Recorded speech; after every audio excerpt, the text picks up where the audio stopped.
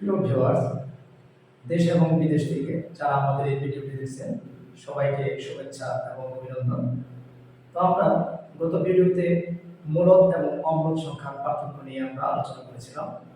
আমি এই ভিডিওতে আবারও সেই মূলদ সংখ্যা এবং অম্লদ সংখ্যার সংখ্যাটি মনে করিয়ে দিতে চাই। মূলদ সংখ্যা হচ্ছে যে সকল সংখ্যাকে p/q আকারে প্রকাশ করা যায় সেটি হচ্ছে মূলদ, এবং যে সকল সংখ্যাকে p/q আকারে প্রকাশ করা যায় না সেটি হচ্ছে অম্লদ। আমরা p এবং q এর পরিচয় দিয়েছিলাম।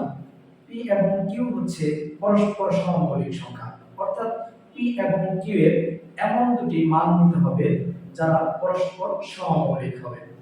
তো আজকে আপনাদের সামনে আলোচনা করব একটি নতুন বিষয় নিয়ে, সেটি হচ্ছে √2 একটি অম্লদ সংখ্যা। সেই বিষয় নিয়ে আমরা আলোচনা করব।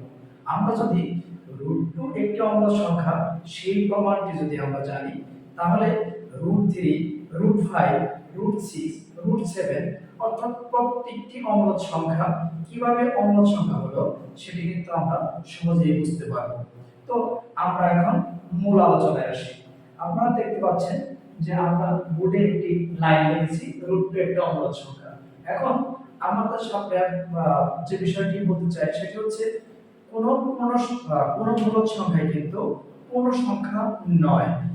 যেমন √2 যে একটি পূর্ণ সংখ্যা নয় সেটি আমরা কিভাবে প্রমাণ করব? আমরা 2 লেস দ্যান যদি দেই, তাহলে 2 থেকে ছোট পূর্ণবর্গ সংখ্যাটি হলো 1 এবং 2 থেকে বড় সবচেয়ে কাছাকাছি পূর্ণবর্গ সংখ্যা হলো 4। এখন আমরা যদি এই 1 কে রুট করি, 1 লেস দ্যান √2 লেস দ্যান √4। এখন 1 কে রুট করলে 1 লেস দ্যান √2 থেকে গেল। এখন এই 4 কে রুট করলে হবে 2। এখন আমরা দেখতে পাচ্ছি যে √2 হচ্ছে 1 এর থেকে বড় এবং 2 থেকে ছোট, অর্থাৎ 1 এর থেকে বড় এবং 2 থেকে ছোট কোনো পূর্ণ সংখ্যা নেই। সুতরাং √2 একটি পূর্ণ সংখ্যা নয়। এখন আমরা যদি √6 একটি পূর্ণ সংখ্যা নয় সেটি প্রমাণ করতে চাই, তাহলে এই 6 লেস দ্যান অর্থাৎ 6 এর থেকে ছোট একটি পূর্ণবর্গ সংখ্যা যদি আমরা নেই, তাহলে আমরা নিতে পারি 4, এবং 6 এর থেকে বড় একটি পূর্ণবর্গ সংখ্যা যদি আমরা নেই, তাহলে আমরা নিতে পারি 9। এই 4 কে রুট করলে হবে 2, এবং 6 কে রুট করলে হবে √6, এবং 9 কে রুট করলে হবে 3। এখন আমরা দেখতে পাচ্ছি যে 2 থেকে বড় এবং 3 থেকে ছোট কোনো পূর্ণ সংখ্যা নেই। সুতরাং √6 কিন্তু পূর্ণ সংখ্যা নয়। অর্থাৎ আমরা এখান থেকে একটা বিষয় আমরা জানতে পারলাম, সেটি হচ্ছে কোনো অম্লদ সংখ্যা কিন্তু পূর্ণ সংখ্যা নয়, অর্থাৎ সেটি একটি দশমিক সংখ্যা হবে। এখন আমরা শিখব যে √2 কে p/q আকারে প্রকাশ করা যায় না। √2 সমান p/q লেখা যায় না, সেটি আমরা প্রমাণ করে দেখব।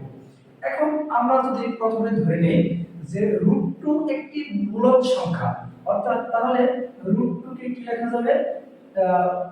p/q কিন্তু লেখা যাবে যদি √2 পূর্ণ সংখ্যা হয়। আমরা ধরে নিলাম, আমরা প্রমাণ করব √2 মূলদ সংখ্যা, কিন্তু আমরা প্রথমে ধরে নিলাম যে √2 একটি মূলদ সংখ্যা, তাহলে কিন্তু √2 সমান p/q লেখা যাবে। এখন আমরা যদি এটাকে বর্গ করি উভয়পক্ষে, তাহলে 2 হবে p²/q, q²। এখন এই 2 q² কে লেখা যায় q * q, উপরে থাকবে p²। এখান থেকে যদি একটা q কে আমরা আর গুণ করি, তাহলে কিন্তু হবে 2q p²/q। এখানে আমি শুরুতে একটি কথা বলেছিলাম যে p এবং q এর পরিচয় হলো এমন মান তাদের দিতে হবে তারা যেন পরস্পর সমমৌলিক হয় এবং q এর মানটা যেন 1 এর থেকে বড় হয়।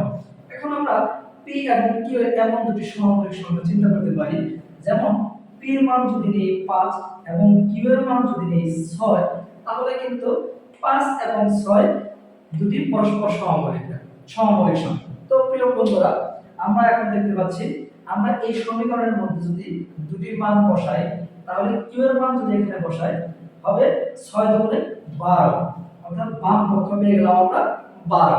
এখন ডান পক্ষে যদি মান বসাই তাহলে হবে 25 ডিভাইডেড বাই 6, অর্থাৎ এই 25 কে যদি আমি 6 দ্বারা ভাগ দিই তাহলে কিন্তু হবে 4 পয়েন্ট সামথিং চলে আসবে।